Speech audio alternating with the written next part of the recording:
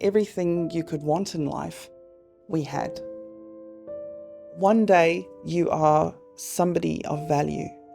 The next moment, you're invisible. People don't want to make eye contact with you. People pretend you don't exist. All over the news, you are talked about as if you're the scourge of society. I mean, there is so much shame that you have within yourself when you become homeless and roofless. You know, it's hard enough to look yourself in the eyes of the mirror. Even though I know I did nothing wrong, that's the hard part. Like, I wish I'd done something wrong. I wish there was some major event that I could hold on to and take responsibility for, because that would be empowering. And there's not.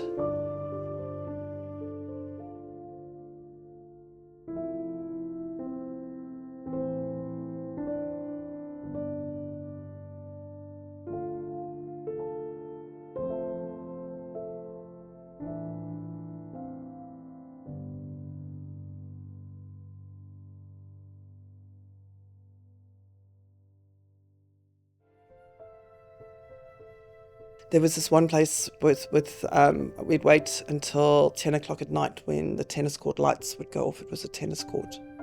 I've slept in public car parks, on picnic tables. At one point, we were sleeping on the floor of a spare parts shipping container. It was in a truck yard. And don't get me wrong, I'm truly grateful for that, because it was winter. And it was somewhere that we could close the door at night and feel safe.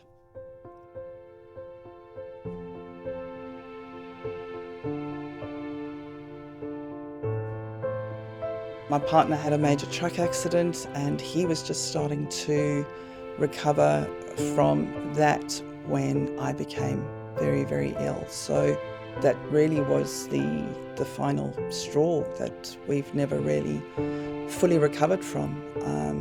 A real defining moment, like 14th of December, it'll stand out forever. 14th of December 24. I went to the doctors thinking that I'd be laughed out and told that I had a shaver's rash. Instead, I was admitted into hospital and spent the next nearly 2 months fighting for my life.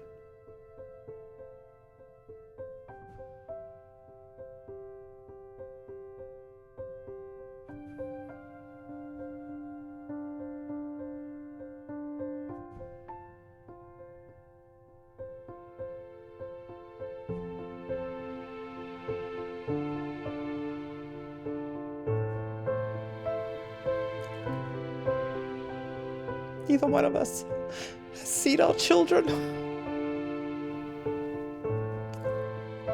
in more than a year. It's hard for us. It's hard for our kids. Like, there's nothing you can do to help yourself. You know, we are both people that are used to being able to work our way out of situations. Like, we were both on really good money, both highly employable, with a lot of work history. I mean, if we couldn't do it with the careers that we had behind us, how's anyone meant to do it? It is very lonely being homeless, even if you're with a whole bunch of other people. When you're homeless and when you're on the streets, you're stripped of everything that makes you you. Regardless of whether you're aware of it or not, your sense of identity, your sense of self, your sense of pride, your confidence all stems from what you do for work, where you live, the clothes that you wear, where you shop, what you eat. Everything is different when you lose your home. the most helpless feeling in the world is not being able to help yourself. And you eventually get to the point where you just give up because you can't take it anymore. When we first met Jill, it was really around providing support for some medical bills that she needed. But over the time, we've supported her with medications, fridges for those medications, food support, rent support, just whatever she needed as we got to know her more and more. Yeah, and as we've got to know Jill and build up that trust with her enough that she's shared her story with us, it's allowed us to see all the different ways that we've been able to support her and journey with her and alongside her, and being there for the different needs that she might have. And Jill's story is, one of many stories that we experience in our own conference, the conferences across the state have experienced in supporting people in their times of crisis, and the range of what is needed, particularly supporting women and children in times of vulnerability.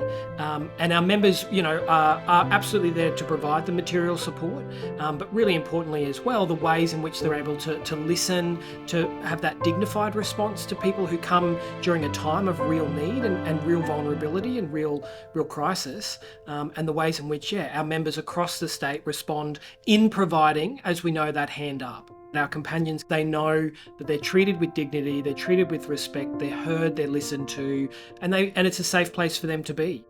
It's a really humbling experience to be able to be on the other end of the phone listening to someone who is in dire need, and to be able to say, we're here, we've got you, and we'll help you through this. Were it not for organisations like Vinnies, God knows, it's you guys are the ones that when everything seems too hard, you're the ones that help us keep that hope. You're the ones that have kept food on our table. You're the ones that have kept us stocked with insulin and other, medication that keeps us alive. Everything you guys have done has been life-changing. And thank you. Thank you will never seem like enough.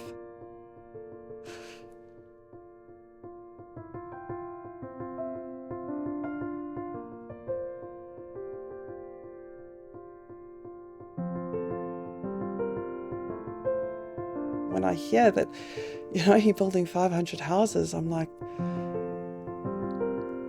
that's more than 500 people that are going to be impacted by that. That's a lot of people. Because once you have a house, everything changes. Once you have stable accommodation, everything changes. You can get your life back on track. Without that stable accommodation, no chance. Stable roof over your head, somewhere where you can unpack comfortably and know that you don't have to pack up again. That's when your life changes. That's when the cycle stops.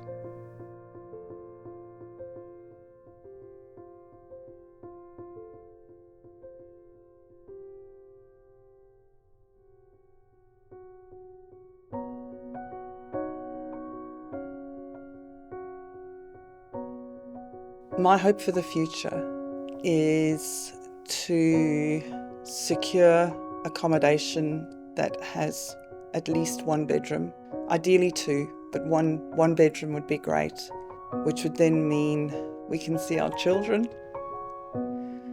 I hope that we can get to the point where I am well enough that we can both be back in full-time employment. I hope to get to the point in life again where once again I am a giver and not just a receiver. At the end of the day, no matter what the media would have us believe, there is still more good in this world than not.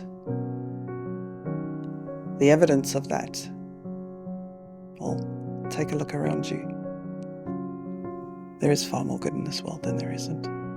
There really is.